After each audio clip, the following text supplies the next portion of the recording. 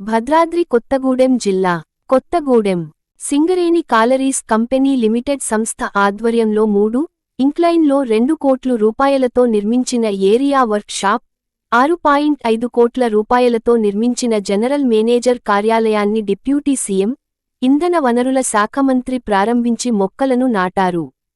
కొత్తగూడెం వైరా ఎమ్మెల్యేలు Koonamneni Sambasivarao, Ramdas Naik, Singareni chairman and managing director Balram Naik పాల్గొన్నారు. సింగరేణి కార్మికులు ఆత్మగౌరవంతో బతకాలని, సింగరేణి సంస్థ దేశంలోనే అత్యున్నతమైన పబ్లిక్ సెక్టర్గా ఎదగాలని రాష్ట్ర ప్రభుత్వం కృషి చేస్తున్నదని, అందులో భాగంగానే సింగరేణి విస్తరించడానికి కొత్తగా ఈ రాష్ట్ర ప్రభుత్వం వచ్చిన తర్వాత నైని, కొత్తగూడెం, ఇల్లెందు, గోలేటి సంబంధించి నూతన గనులను 22 మిలియన్ల టన్నుల బొగ్గు దాదాపు 30 సంవత్సరాల పాటు సింగరేణి కాలరీస్ ద్వారా తీసి తద్వారా సింగరేణి వ్యవస్థను, సంస్థను బలోపేతం చేసేందుకు, పూర్తిస్థాయిలో సింగరేణిని విస్తరించే లక్ష్యంతో కొత్త గనులను ప్రారంభిస్తామని తెలిపారు.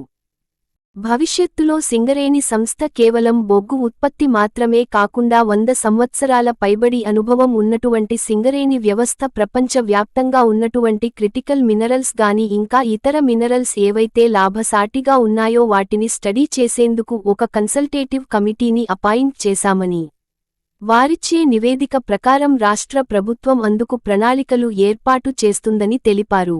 సింగరేణి ఈ రాష్ట్రంలోనే కాకుండా ఇతర రాష్ట్రాల్లో ప్రపంచంలో ఉపయోగపడే విధంగా కార్యాచరణ చేస్తున్నామని తెలిపారు. భవిష్యత్తులో సింగరేణి తెలంగాణ రాష్ట్రానికి అతి పెద్ద మైనింగ్ బ్లాక్ సంస్థగా ఎదగడం కోసం కృషి చేస్తున్నట్టు తెలిపారు.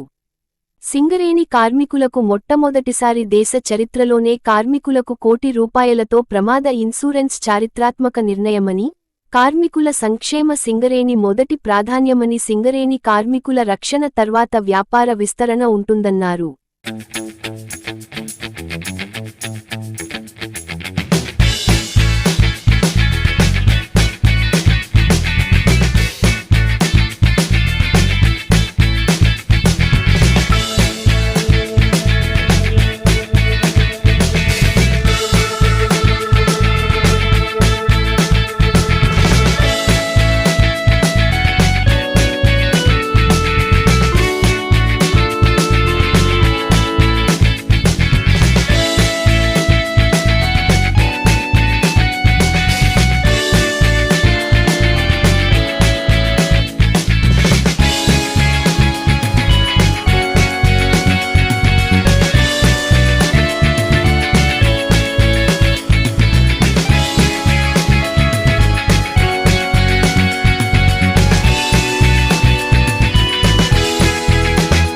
సింగరేణి కార్మికుల ఆత్మగౌరవంతో బతకాలని, సింగరేణి దేశంలోనే అత్యున్నతమైనటువంటి పబ్లిక్ సెక్టర్ అండర్టేకింగ్ గా ఎదగాలని చెప్పి మనస్ఫూర్తిగా ఈ రాష్ట్రాన్ని కోరుతుంది.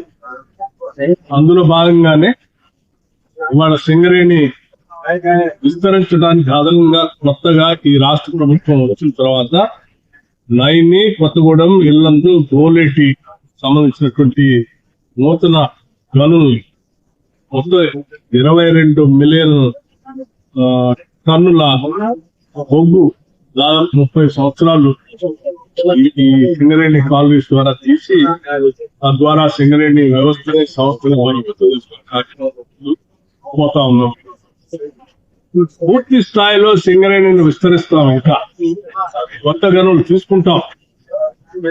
భవిష్యత్తులో కేవలం బొగ్గే కాకుండా 100 సంవత్సరాలు పైబడి అనుభవం ఉన్నటువంటి సింగరేణి వ్యవస్థ ప్రపంచవ్యాప్తంగా ఉన్నటువంటి క్రిటికల్ మినరల్స్ కానీ ఇంకా ఇతర మినరల్స్ ఎక్కడెక్కడైతే లాభదాయకంగా ఉంటాయో వాటన్నిటిని స్టడీ చేయడం కోసం కన్సల్టేటివ్ కమిటీని కూడా అపాయింట్ చేశాం.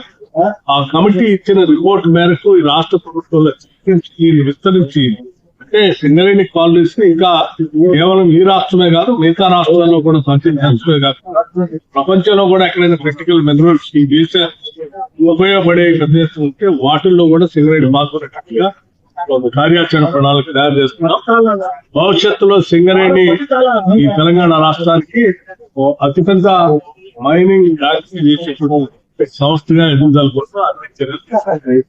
అట్లాగే సింగరేణి కార్మికులు మొట్టమొదటిసారి దేశ చరిత్రలోనే కార్మికుడి యొక్క ఏదైనా పొరపాటున ప్రమాదం జరిగేదని సంభవిస్తే ₹1,00,00,000 ఇన్సూరెన్స్ చేయించడం అనేది ఒక చారిత్రాత్మకమైన నిర్ణయం కూడా. అట్లాగే ఉద్యోగంతో పాటు ₹1,00,00,000 ఇన్సూరెన్స్ కూడా. కార్మికుల రక్షణే సింగరేణికి ఫస్ట్ ప్రయారిటీ. ఆ రక్షణ తర్వాత మిగతా వ్యాపార విస్తరణ, మిగతా కార్యక్రమాలు.